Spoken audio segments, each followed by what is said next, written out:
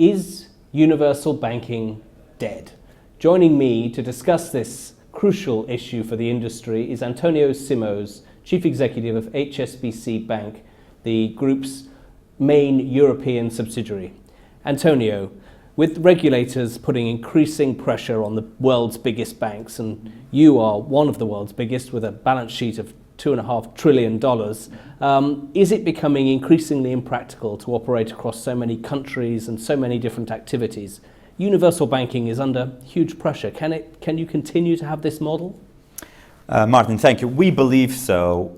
If you think of global universal banking, there's two dimensions to that. You have the global bit, so we are in 72 countries, and we cover through that network more than 80% of all the trade and capital flows of the world, so that's the global bit.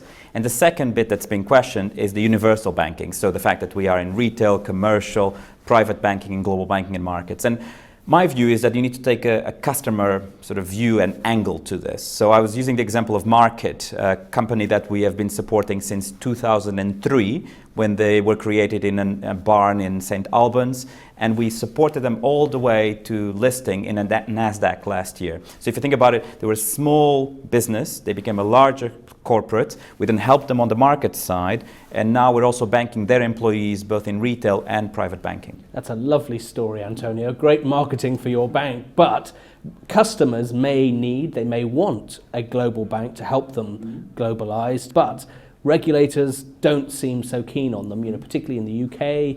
We're seeing how the banks are having to ring fence their local retail banking networks. Lots of other countries are imposing their own capital requirements or ring fencing requirements on big banks. Isn't life just becoming too difficult, too complicated for a big global bank like yourselves? There's absolutely more regulation, but there's more regulation for global banks as well as local banks. So a local bank would actually also need to comply with many of the same regulations you've just described. And if I go back to my example, we have a lot of those customers. So we have 40% of our total revenues, $22 billion of revenues come from the fact that we're global. And over 12 billion of revenues come from the fact that we're universal. So you're right that it's more difficult than what it used to be to operate internationally, but I would argue that there's a competitive advantage there, and if we have enough of those customers, the revenues come with that. Now the challenge is there's also a cost that comes with that and complexity, and we need to make sure that those benefits that I've talked about outweigh the costs of operating a global universal banking model.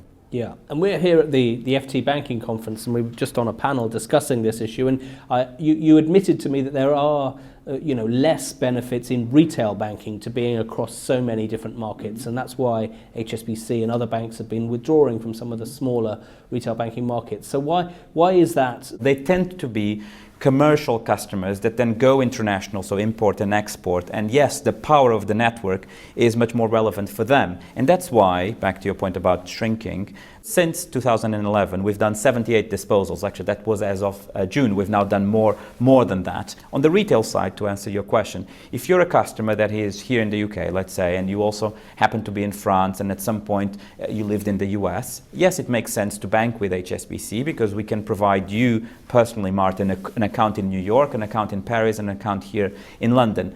The majority of our 17 million customers in the UK are not those. They're local customers in the UK. So you could argue that the revenue synergies that I described apply more to global banking and markets, wholesale and commercial banking, that they do apply to the retail side. There's still some cost synergies that we have from being global. So the example I used in the panel was the fact that we bank with IBM is one of our biggest suppliers. So we have IBM in the majority of our countries. So we were able to save more than $100 million of costs. In spite of all those economies of scale, as you said, procurement and other benefits that you have from being so big, there are also diseconomies of scale. You've missed your cost targets over the past 3 years and not achieved the efficiency targets that you'd set yourselves. You set some new ones, and you're cutting a lot of costs and shedding a lot of jobs. to try and hit those. Yes. But I mean, you're also shifting a lot of your assets and capital to more attractive markets and out of Europe. I mean, is there an issue there? Not necessarily, actually. Two factors there. You're absolutely right. Costs of compliance, particularly, are extremely high, and we were very clear to say the cost dyssynergies that we have from a regulatory perspective and overall complexity are compensated by some of the procurement benefits. So then you need to look at the revenue side. And back to your question, in Europe, I still see a lot of growth opportunities. So in Germany, one of the markets where we're growing at the moment, very large exporter, it makes a lot of sense for us to connect Germany to the US, Germany to Asia, Germany to the Middle East. And so we're still growing. Here, the Ring Fence Bank in the UK, we still see an opportunity of growing business. So our pivot to Asia, a big part of the growth will be in Asia. It will be around Hong Kong, in the Pearl River Delta in mainland China. But actually, we still have opportunities to grow also in Europe. Okay, Antonio, thank you very much for taking the time. Thank you, Martin.